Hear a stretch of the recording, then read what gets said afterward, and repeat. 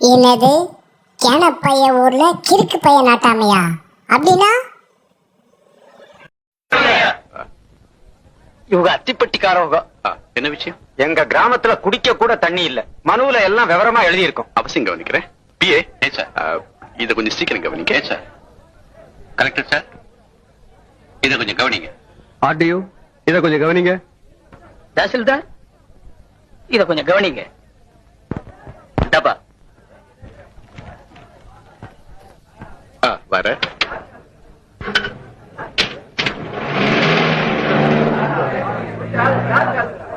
மந்திரியே கவனிக்கிறேன்னுட்டாக.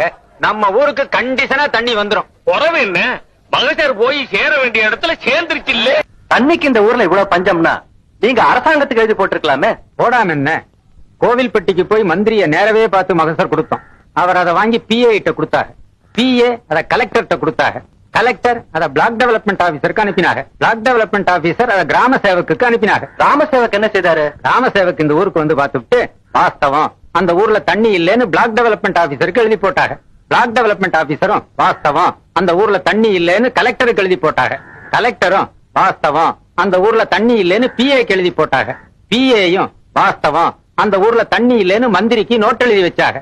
மந்திரியும் வாஸ்தவம் அந்த ஊர்ல தண்ணி இல்லைன்னு சட்டசபையில ஒத்துக்கிட்டாங்க. இந்த உண்மையை கண்டுபிடிக்க அவங்களுக்கு 5 வருஷம் ஆச்சு.